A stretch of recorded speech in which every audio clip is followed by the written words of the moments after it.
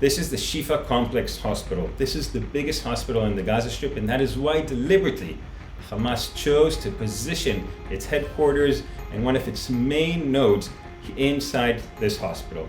Here what we're seeing is the main entrance to the Al-Shifa Hospital. And what you're seeing here are a civilian of not an Israeli nationality that was kidnapped brutally from Israel and brought to the Shifa Hospital to be held.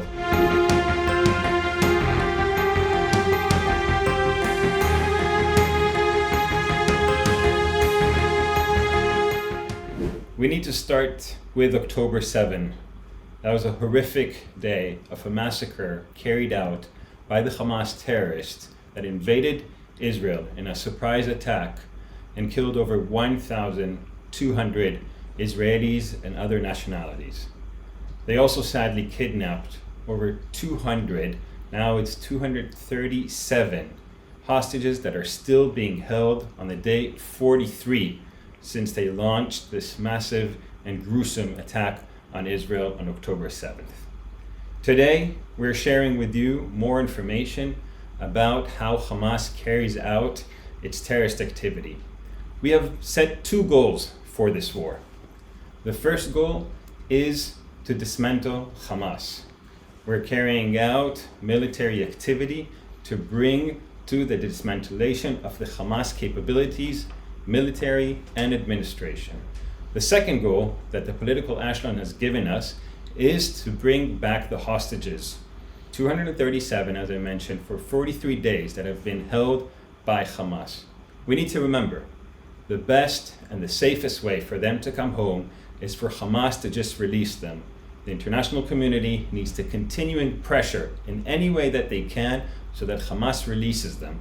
I remind us all also that till this moment, no Red Cross or any other organization has been allowed by Hamas to see how they are, see if they need any medicine or anything else, and sadly, that's the situation that we are in.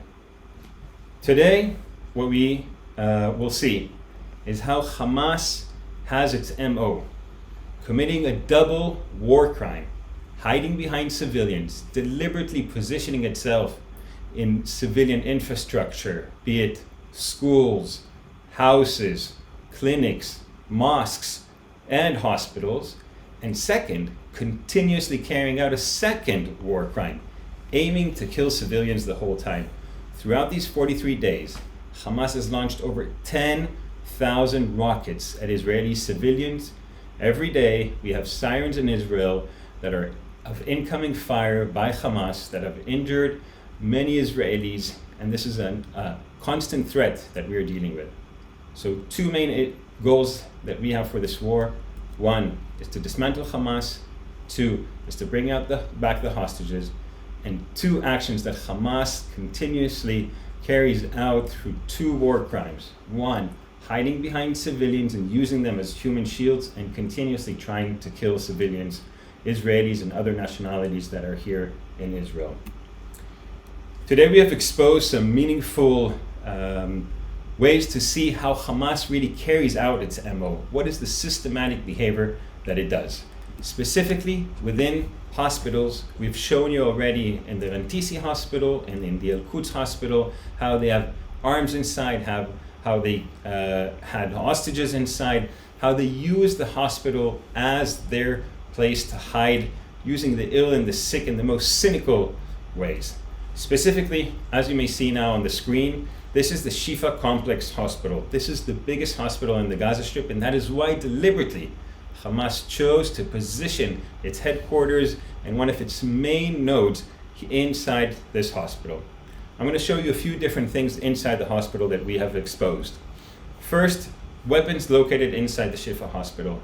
As you can see here, we found AK-47s, RPGs, rifle assault weapons, vests, intel resources, communication resources, anything that is needed in order to plan an attack and be able to manage it and command it and to carry it out from the hospital, and also to come back from the attacks to hide inside the hospital, as I will show you in just 1 second. So these are the materials that we found. The second thing that we have exposed tonight is a very meaningful part of the whole complex and how it is used as a base. What you're seeing here now is the complex. In front of us, the big building is the Qatari department of the hospital. And in that red part, that is the shaft that goes down into the tunnel. What you're going to see now is two different techniques that we took pictures of this tunnel, this terror tunnel that goes underneath the hospital. We're now going to start going down. These are a long shaft of stairways that is going down into the underground tunnel. Now you're going to see how they build these stairs that we have exposed from the center of the Al-Shifa Hospital. And we're continuously going down using one technique, and that's back to the shaft looking up. And now you're going to see how the tunnel, a cement tunnel that was built by the Hamas terrorists again and again. Sadly, we know how they took this cement, put it in the ground instead of building more schools and hospitals and kindergartens and everything for their civilians. Sadly, they dumped it into the ground. And here what we're going to see is how the tunnel now continues for 50 meters, more than 150 feet, that it continues underneath the ground, connecting to different parts of this massive terror network that is hundreds of miles across the whole Gaza Strip, and specifically inside here, the Al-Shifa Hospital. Again, this is showing how they walk through these tunnels, reach different shafts and piers that are outside of the hospital, carry out terrorist activity, either launching rockets or attacking soldiers, and then coming back through these tunnels to hide underneath the hospital. So what we're seeing is how they can move inside, and then we're reaching a blast door. You can see in the center of the blast door a firing hole that you can open and shoot with a rifle if needed. And that blast door is now where we are reached in our exposure. How did we get to this part?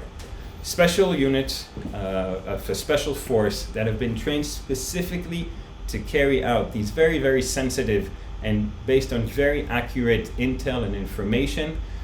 We came into the hospital and we're looking for these specific things. And here's another thing that we found inside the hospital.